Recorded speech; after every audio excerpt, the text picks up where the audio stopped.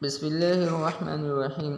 ایک دفعہ آپ صلی اللہ علیہ وسلم کے دادا عبد المطلب کو آپ صلی اللہ علیہ وسلم کا دادا ہونے کی سعادت حاصل ہونی تھی۔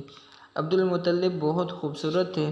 جب وہ پیدا ہوئے تو ان کے کچھ بال پیدائشی طور پر سفید تھے، اسی نسبت سے ان کا نام شیبہ رکھا گیا۔ اللہ کی شان کے کچھ عرصے کے بعد ان کی والدہ وفات پا گئی۔ ان کی والدہ کا نام سلمہ تھا۔ وہ مدینہ منورہ آ گئے۔ بچہ اپنی والدہ کے پاس پرورش پاتا رہا، حتیٰ کہ ابتدائی جوانی کی عمر کو پہنچا۔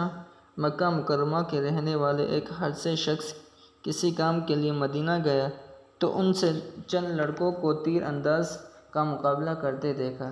ان میں سے ایک نوجوان جو دیکھنے میں بھی خوبصورت تھا اور جس کی شخصیت میں جذبات بھی تھے، وہ جب بھی نشانہ لگاتا ٹھیک نشانے پر تیر لگتا، پھر وہ خوشی سے اشعار پڑھتا: لوگوں میں مکہ کے رہنے والے قبیلہ قریش فرزند ہوں، میرے نشانہ ٹھیک لگتے ہیں۔ حارثے کو اس پر بڑا پیار آیا، چنانچہ اس نے پوچھا، یہ کون ہے؟ بتایا گیا، یہ مکہ میں پیدا ہوا تھا۔